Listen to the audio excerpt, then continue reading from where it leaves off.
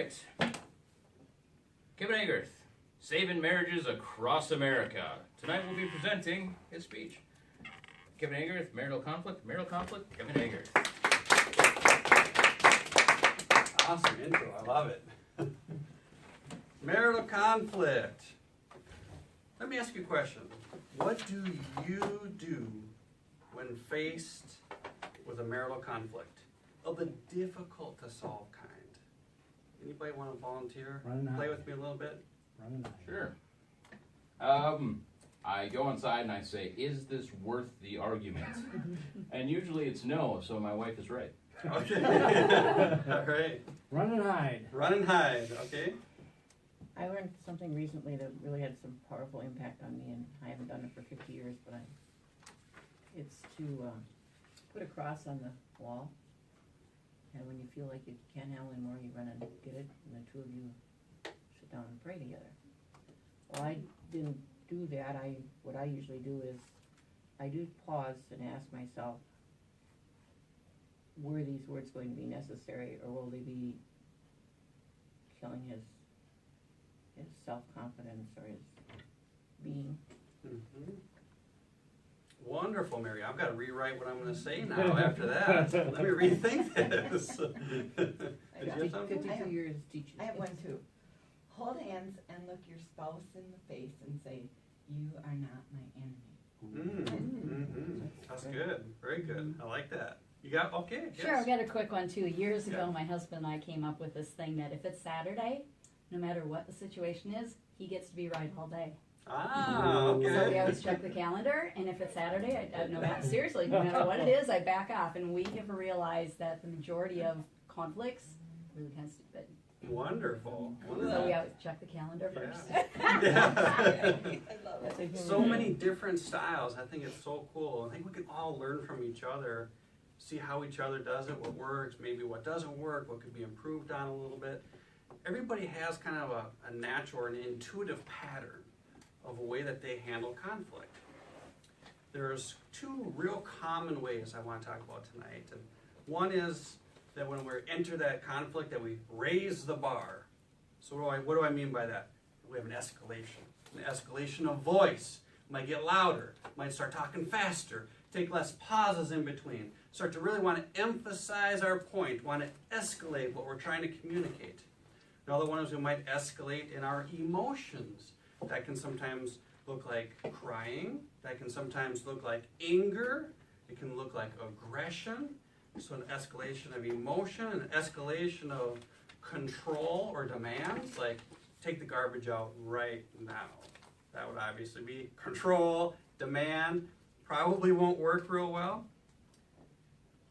You know, there's something really important. Most of us see escalation as something that probably doesn't work. Maybe our natural style, but I think we recognize it probably doesn't work. But what about your spouse? What about the other person in this party? Never give in to this kind of escalation. I implore you, don't give in to the escalation. Now, I didn't say fight fire with fire. I just said don't give in to the escalation. Because if you do, you will be giving positive reinforcement to a very unpleasant method of solving conflict. What you're doing by accident is you're telling your spouse's subconscious mind, continue to do that. I'll just go ahead and give in every time. I'll just let you have your way, and you just continue down that path. And so you're taking part in the problem, it's not taking part in solving the problem. So it's raising the bar, that's one form, very, very common pattern that people have for resolving conflict. Another is to go into withdrawal. Now some people might be asking, well, Just run and hide. if I don't, yeah. So if I don't, escalate, and if I don't really get my point across, then what am I supposed to do? Does anybody feel like that once in a while? What am I supposed to do? Sure, and so we'll talk a little bit about that later on. The other style is, as I said, is to go into withdrawal. So I think it's worthwhile pausing for a second. We'll talk about withdrawal. There's 3 states in marriage. There's intimacy. That's a stage where you're very vulnerable. You can give and receive love quite easily, but you're vulnerable. You can also be hurt quite easily in that state. Then there's the next state, which is conflict. Conflict is what I talked about, raising the bar. That's a state of conflict. It's a state of escalation. There's another state of withdrawal. And so usually it goes intimacy, conflict, and withdrawal. Now some people who are the anti-conflict type, they hate conflict. They can move very quickly through conflict. I mean, sometimes they just think about the conflict in their mind. They don't even have to escalate, and they go right immediately into withdrawal. Withdrawal is a state where you have a closed heart. You just close down. You're not gonna nobody's gonna hurt you. They can't even get to you.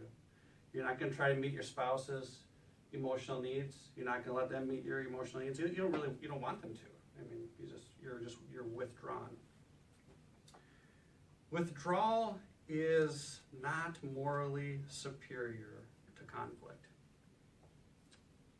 I want to pause for a second and think about that. Because when we see a person in a state of conflict, they're escalating, they're getting loud, a person who's in withdrawal tends to look at them and say, they're a little bit immature, they tend to almost look down on a person that's in a state of conflict. And they tend to think that withdrawal is the superior mode to go into. And actually, in withdrawal, you're one step closer to stepping out of the marriage, to stepping out of the relationship.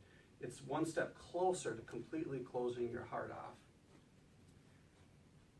Withdrawal is, in fact, a silent killer, because people that withdraw, you don't know that they're emotionally starting to go dead. Let me just put it that way. You've heard the saying that the squeaky wheel gets the grease.